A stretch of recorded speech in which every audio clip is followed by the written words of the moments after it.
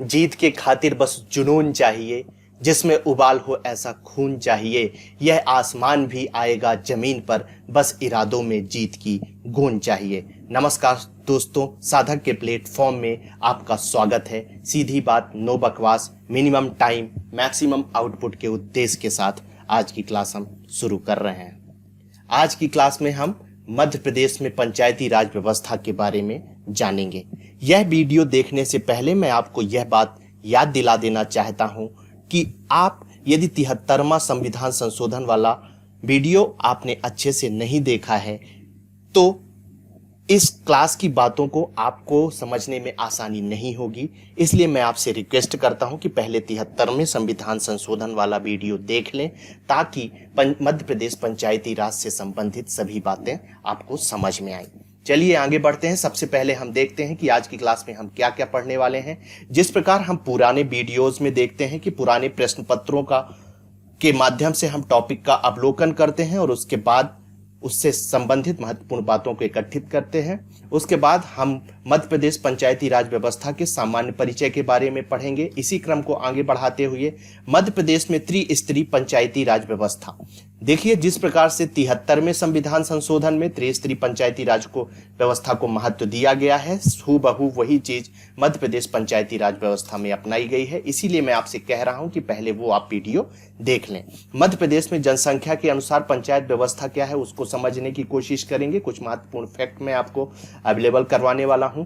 मध्य प्रदेश में ग्राम न्यायालय क्या है, ग्राम न्यायालय से हर वर्ष कोई ना कोई क्वेश्चन आते हैं, इसलिए इस टॉपिक को हम अलग से इसी वीडियो में कवर अप करेंगे।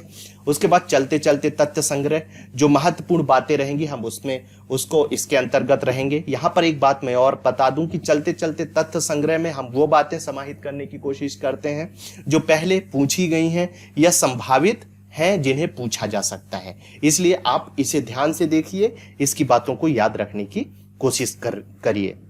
इस वीडियो में हम और क्या पढ़ेंगे उसके बारे में जानकारी प्राप्त कर लेते हैं। मध्य प्रदेश का पंचायती राज विकास कैसे हुआ, अधिनियम के माध्यम से हम जानने की कोशिश करेंगे। इसमें कुछ समितियों के बारे में जानेंगे, जिसमें से एक प्रमुख समिति है काशी प्रसाद पांडे समिति। उसके बाद 1962 में मध्य प्रदेश पंचायती राज अधिनियम के बारे में हम जानेंगे कि किस प्रकार से पुनर्गठन के बाद इस अधिनियम की क्या भूमिका रही, इसमें क्या प्रावधान है जानेंगे। उसके बाद 1981 के अधिनियम में क्या प्रावधान रहे उसके बारे में जानेंगे। 1990 में क्या प्रावधान रहे उसके बारे में जानेंगे। इसी क्रम को जब हम आगे बढ़ाते हैं तो 1993 में पंचायती राज विकास में क्या प्रमुख प्रावधान जोड़े गए उसके बारे में कुछ इंफॉर्मेशन जानकारी एकत्रित करेंगे। उसके बाद मध्य प्रदेश पंचायती राज संशोधन अधिनियम 2001 में कौन कौन सी अलग से बातें जोड़ी गई उसके बारे में क्या प्रावधान है उसके बारे में जानकारी प्राप्त करेंगे। और सबसे अंतिम में 2004 में मध्य प्रदेश पंचायती राज संशोधन अधिनियम में कौन से संशोधन जोड़े गए, ये सारी जानकारी हम इनके माध्यम से प्राप्त करेंगे और किस तरह से इनका विकास हुआ उसके बारे में इंपॉर्टेंट जानकारी प्राप्त करेंगे।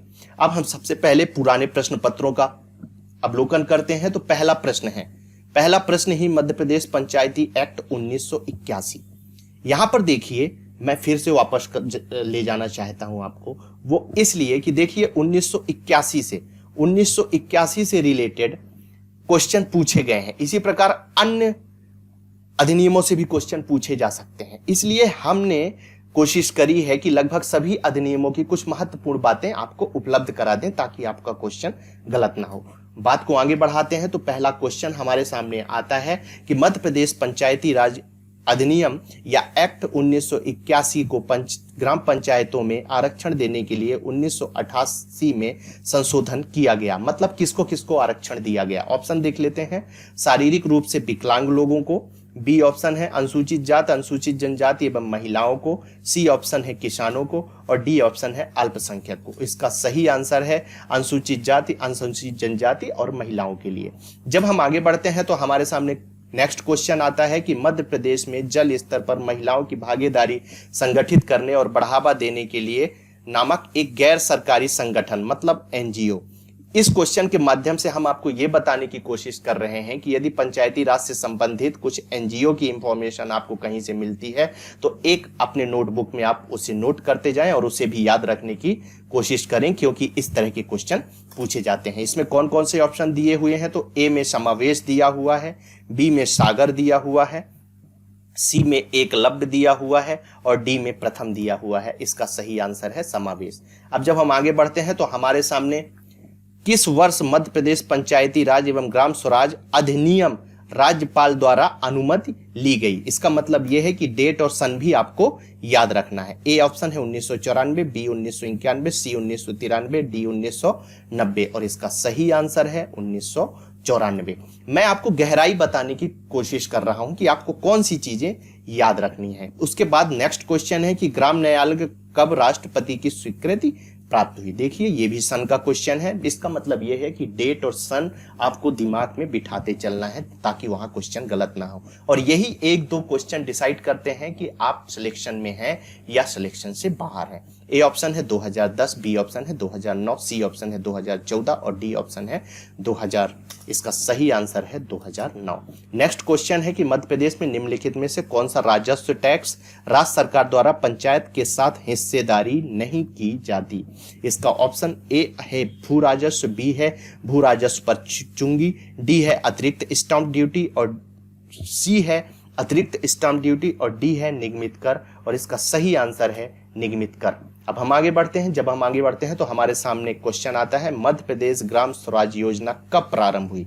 आप देख रहे हैं एक चीज, कब प्रारंभ हुई, किस दिन प्रारंभ हुई, किस तिथि को प्रारंभ हुई, ऐसी चीजें याद रखना आपको इंपॉर्टेंट हो जाता है। इसका कोई तर्क नहीं होता, इसका कोई लॉजिक नहीं होता, इसके पढ़ाने का कोई क्रम नहीं होता, बस आप चीजों को रिलेट करके इसकी डेट याद रख सकते हैं। इसके ऑप्शन ए है 26 जनवरी 2000, बी है 21 मार्च 2002, सी है 26 जनवरी 2001 और डी है 1 अप्रैल 2003। इसका सही आंसर है 26 जनवरी 2001। नेक्स्ट क्वेश्चन है त्रिस्तरीय पंचायती राज व्यवस्था प्रारंभ करने हेतु मध्य प्रदेश पंचायती राज अधिनियम कब पारित हुआ। देख रहे हैं, आप देख पा रहे होंगे कि मैं आपको क्या बताने की कोशिश कर रहा हूं। आपको सन और डेट बहुत ही महत्वपूर्ण है, चाहे वो अधिनियम की डेट सन हो, कब लागू हुआ, ये सारी चीजें याद रखिए। ए ऑप्शन है 1962, बी ऑप्शन है 1973, सी ऑप्शन है 1985 और डी ऑप्शन है 1993। इसका सही आंसर है 1993। अब हम आगे बढ़ते हैं। जब आगे बढ़ते हैं तो हमारे सामने मध्य प्रदेश पंचायती राज व्यवस्था ग्राम स्वशासन का जो सामान्य परिचय है उसके बारे में जानकारी प्राप्त कर लेते हैं। जिस प्रकार से 73वें संविधान संशोधन में 3 व्यवस्थाएं बताई गई हैं, जिला पंचायत, जनपद पंचायत और ग्राम पंचायत, उसी प्रकार हमारे मध्य प्रदेश की पंचायती राज व्यवस्था में भी इन्हीं 3 व्यवस्थाओं को स्वीकार किया गया है। ठीक है, इसीलिए मैं आपको बार बार कह रहा हूं कि 73वां संविधान संशोधन वाला वीडियो आप जरूर देखिए और उसका लाभ उठाइए। तो देख लीजिए आपको क्या याद रखना है, और ये क्वेश्चन आ भी चुका है, मैं पिछली वीडियो में डिस्कस कर चुका हूं कि जिला पंचायत में इनकी संख्या 52 है, जनपद पंचायत की संख्या 313 है और ग्राम पंचायत की संख्या 23,922 है। ये संख्या परिवर्तित होती रहती है। जब आपका पेपर हो उसके कुछ दिन पहले इस संख्या को आप अपडेट कर लीजिए। ठीक है, उसके बाद मध्य प्रदेश पंचायती राज अधिनियम 1946 में पारित हुआ था और 1947 में लागू हुआ था। ये ज्यादा इंपॉर्टेंट तो नहीं है, लेकिन फिर भी आप याद रख सकते हैं। सबसे ज्यादा इंपॉर्टेंट चीज यहां पर आ जाती है द्वारका प्रसाद मिश्र।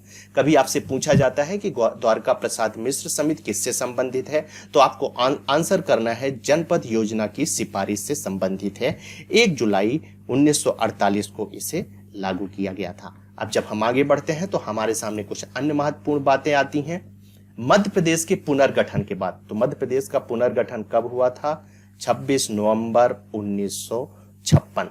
मतलब इसके बाद पंचायत राज का किस प्रकार से विकास हुआ, मतलब 26 नवंबर 1956 के बाद जो जो अधिनियम आए हैं, जो जो एक्ट आए हैं, उसके बारे में हम कुछ जानकारी प्राप्त करेंगे। और आप देख चुके हैं इससे संबंधित क्वेश्चन भी आते हैं, इसलिए हम कुछ महत्वपूर्ण चुनिंदा प्रावधानों को आपको उपलब्ध कराने की कोशिश करेंगे। इसके साथ एक महत्वपूर्ण समिति काशी प्रसाद पांडे समिति, इसमें कौन कौन से प्रावधान थे, कौन सी बातें इन्होंने सिफारिश की थी, उसके बारे में जानकारी एकत्रित कर लेते हैं। सबसे पहले तो आपको यही याद रखना है कि 26 जुलाई 1957 को इस समिति की स्थापना हुई थी। इसका इसका मतलब यह है कि यह समिति 1957 में बलवंत राय मेहता समिति के बाद बनाई गई थी। ठीक है, तो आपको यह याद रखना है कि बलवंत राय मेहता समिति के आधार पर ही इस समिति ने अपनी सिफारिश प्रस्तुत की। ठीक है, काशी प्रसाद पांडे जी इसके अध्यक्ष थे और इसमें कुल 15 सदस्य शामिल किए गए थे। ठीक है, उसके बाद जब हम आगे रहते हैं तो मैंने ये चीज आपको बता दी है कि बलवंत राय मेहता के आधार पर ही यह समिति ने अपनी सिफारिश प्रस्तुत की थी। जिस प्रकार बलवंत साहब ने ये बोला था कि त्रिस्तरीय पंचायत व्यवस्था होनी चाहिए, उसी तरह इसने भी त्रिस्तरीय पंचायत राज व्यवस्था को इस समिति ने भी महत्व दिया। इसने कहा ग्राम स्तर पर ग्राम पंचायत होना चाहिए, ब्लॉक स्तर पर पंचायत समिति होना चाहिए और जिला स्तर पर जिला परिषद का होना बहुत ही महत्वपूर्ण है। इसके अलावा जब हम आगे बढ़ते हैं तो सबसे पहले 1962 का अधिनियम आता है और ये जो 1962 का अधिनियम है ये काशी प्रसाद पांडे जी की समिति की सिफारिश पर ही आधारित है। ठीक है, यदि आपसे पूछा जाता है कि मध्य प्रदेश के पुनर्गठन के बाद सबसे पहले पंचायती राज अधिनियम कब आया, तो आपको टिक करना है 1962। कंफ्यूजन नहीं पालना है, मैं आपसे बार बार कह रहा हूं। देखिए इसमें लिखा भी हुआ है कि यह पहला अधिनियम है। इसी चीज को जब हम आगे बढ़ाते हैं तो 1962 में जो भारत चीन का युद्ध हुआ था उसके कारण यह अधिनियम प्रभावी नहीं हो पाया था। दूसरा अधिनियम आया 1981 में। ठीक है, इसमें कौन सा प्रावधान हुआ? सीधी सी बात है कि 1962 को ही निरस्त करके 1981 का अधिनियम आया होगा।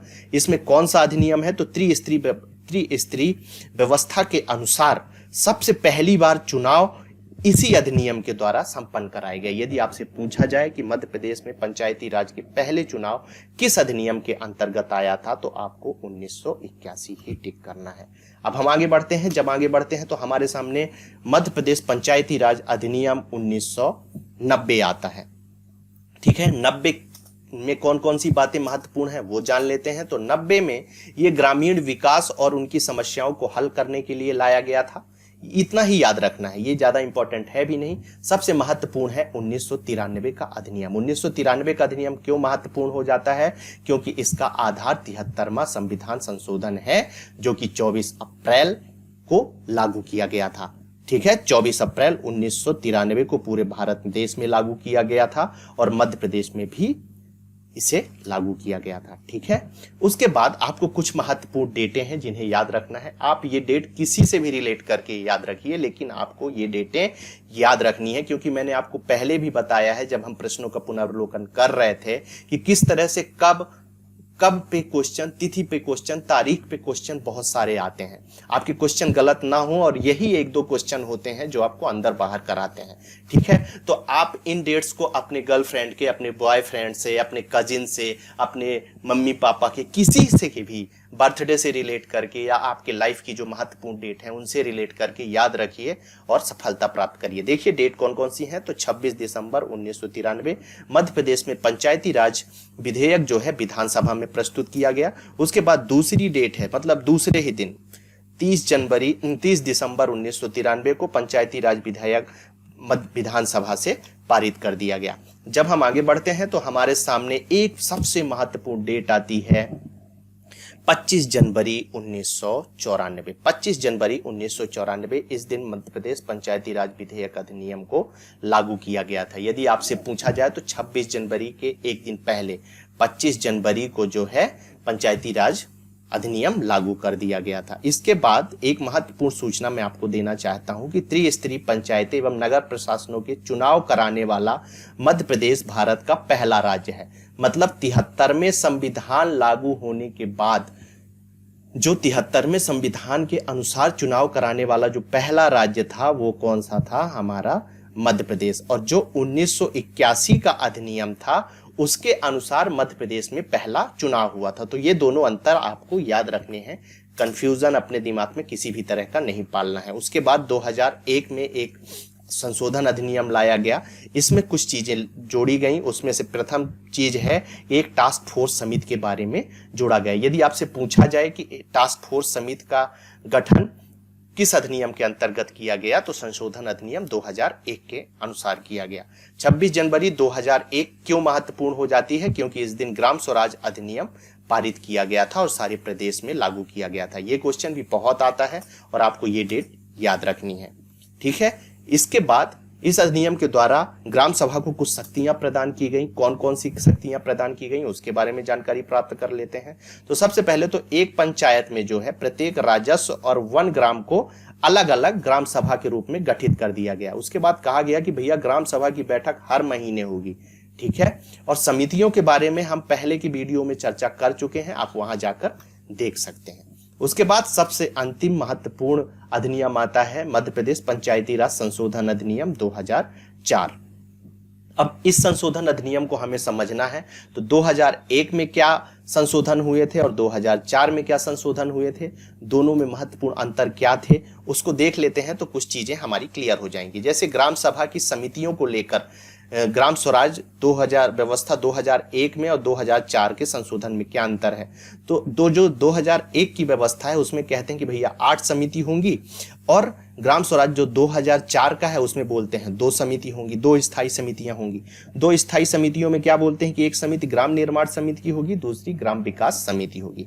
उसके बाद बैठक या कोरम को लेकर कुछ अंतर बताया गया है।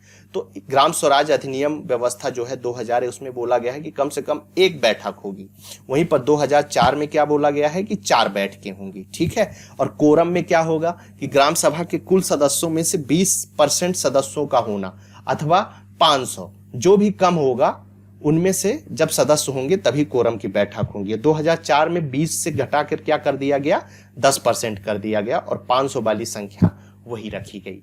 तो इस अंतर को यदि आप समझ लेंगे तो दोनों में संशोधनों में क्या अंतर हुआ था उसको हम समझ सकते हैं।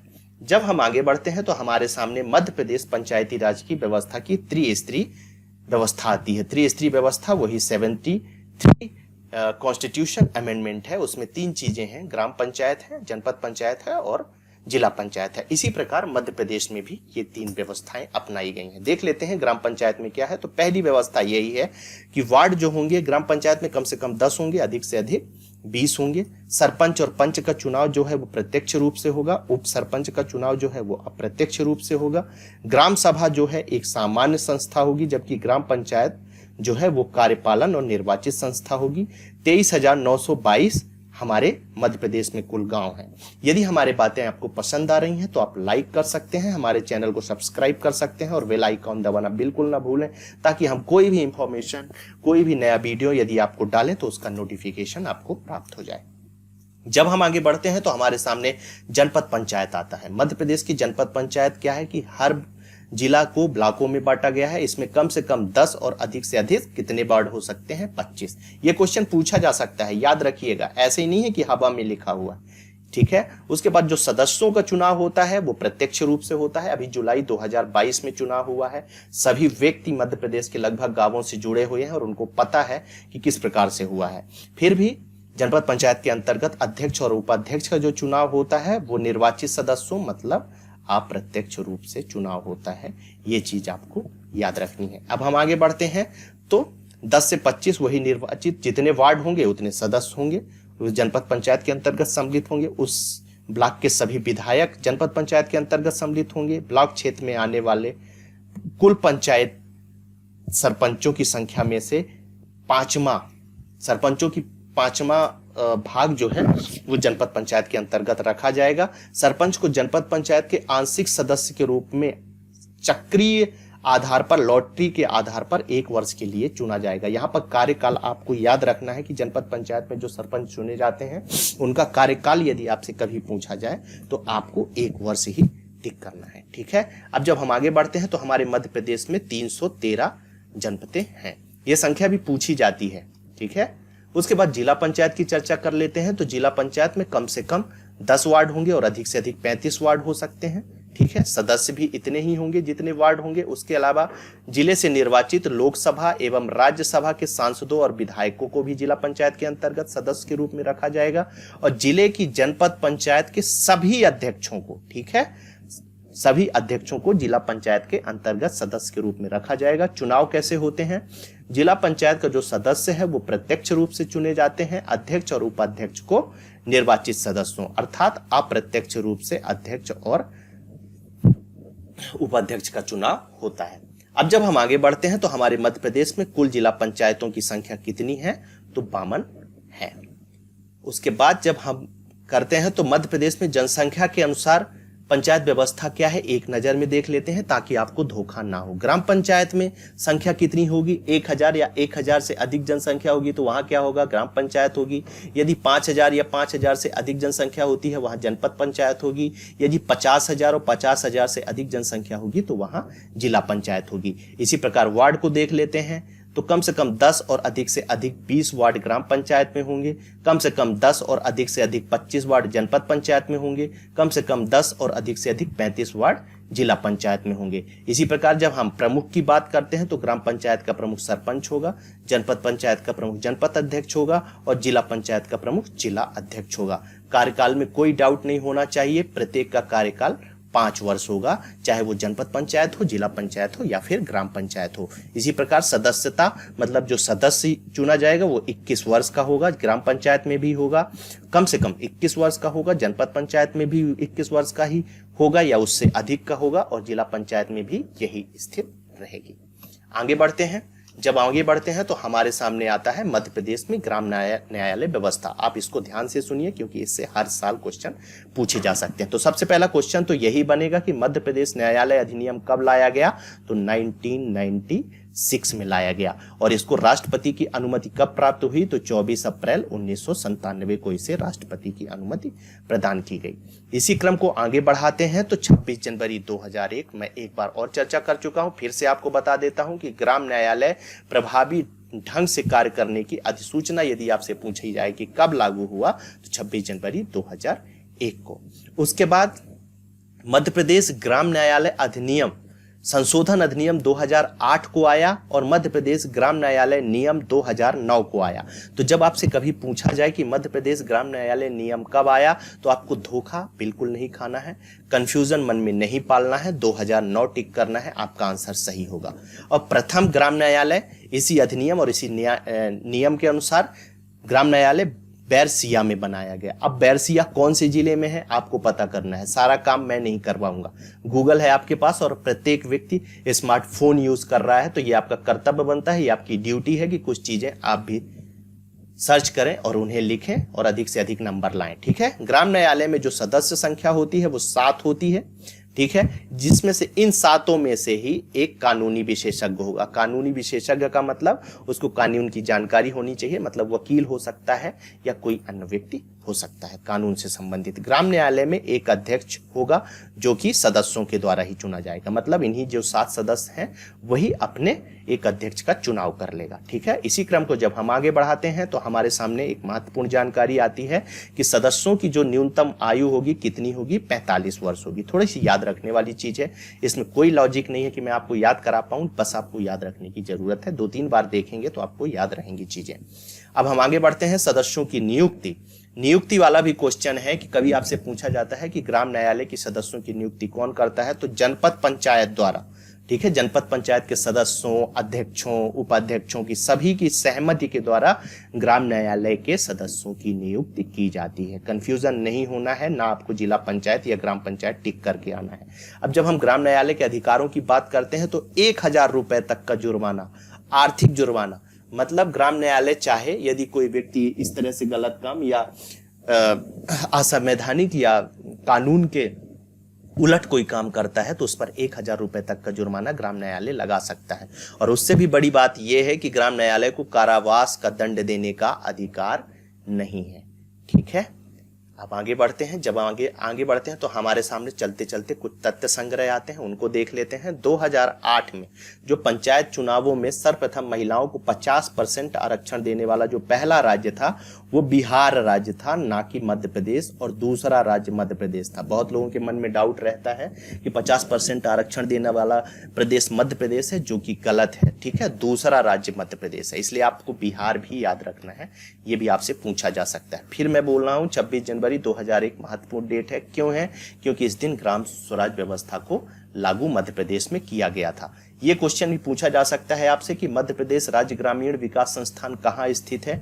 आपको जबलपुर टिक करना है। कभी इसकी स्थापना के बारे में पूछे तो आपको 1964 टिक करना है। और 1994 में इसका नाम बदलकर महात्मा गांधी राज्य ग्रामीण विकास संस्थान कर दिया गया। क्यों कर दिया गया? क्योंकि 1994 में 125वें जन्म दिवस मध्य प्रदेश की वो महात्मा गांधी जी का मनाया गया था। अब 9 जनवरी 2001 क्यों महत्वपूर्ण है? क्योंकि इस दिन पंच परमेश्वर योजना शुरू की गई थी। अरे भैया ये क्या होता है? तो इसका केवल आपको ज्यादा डीप नहीं घुसना है, यदि आप इसके उद्देश्य को याद रखेंगे तो आपका काम हो जाएगा। ग्राम पंचायतों का सशक्तिकरण करना इसका प्रमुख उद्देश्य था। अब हम आगे बढ़ते हैं। जब आगे बढ़ते हैं तो पंचायत दर्पण, तो सबसे पहले पंचायत दर्पण क्या है आपके दिमाग में यही आना चाहिए। तो पंचायत दर्पण क्या है? एक वेबसाइट है और इस वेबसाइट में क्या किया गया है? पंचायतों की योजनाओं के मॉनिटरिंग और क्रियान्वयन हेतु शासन द्वारा निर्मित एक वेबसाइट है। तो कभी आपसे यदि पूछा जाए कि पंचायत दर्पण से संबंधित क्या सही है, तो उसमें आपको वेबसाइट टिक करना है। यदि कभी पूछा जाए कि कब लॉन्च किया गया था इसे, तो 1 मई 2014 को भोपाल से लॉन्च किया गया था। ठीक है, अब हम आगे बढ़ते हैं। तो जिला योजना समिति, जिला परिषद वाले वीडियो में जिला योजना समिति की मैंने बहुत ही डिटेल चीजें आपको उपलब्ध कराई हैं, वहां जाकर देख सकते हैं। मध्य प्रदेश जिला योजना समिति एक्ट कब आया, ये क्वेश्चन पूछ सकते हैं। तो 19 मई 1995 को पारित हुआ था, ये याद रखना है। जिले के प्रभारी मंत्री को जिला योजना समिति का अध्यक्ष बनाया जाता है, ये बात भी मैं आपको बता चुका हूं। जिले के कलेक्टर को जिला समिति के पदेन सदस्य के रूप में मनोनीत किया जाता है। इसमें कोई कंफ्यूजन आपको नहीं रखना है। अगली क्लास में हम क्या पढ़ेंगे? अगली क्लास में हम पढ़ने वाले हैं मध्य प्रदेश राज्य निर्वाचन आयोग। बहुत ही महत्वपूर्ण टॉपिक है, इसलिए आप हमसे हमारे साथ जुड़े रहें और इसी तरह की महत्वपूर्ण वीडियोस को प्राप्त करते रहें। ठीक है, यदि इस वीडियो से संबंधित पीडीएफ को आप डाउनलोड करना चाहते हैं तो हमारे टेलीग्राम चैनल साधक द अचीवर में जाकर वहां से इसकी पीडीएफ को आप डाउनलोड कर सकते हैं। यदि हमारी बातें, हमारी चीजें आपको अच्छी लग रही हैं तो आप लाइक कर सकते हैं, हमारे चैनल को आप सब्सक्राइब करिए और उसके साथ साथ बेल आइकॉन जरूर दबा लीजिए, ताकि इसी तरह की फुल वीडियो की इंफॉर्मेशन, नोटिफिकेशन आपको प्राप्त होती रहे। आप सभी के उज्जवल भविष्य की शुभकामनाओं के साथ आज की क्लास हम समाप्त करते हैं। थैंक यू, धन्यवाद।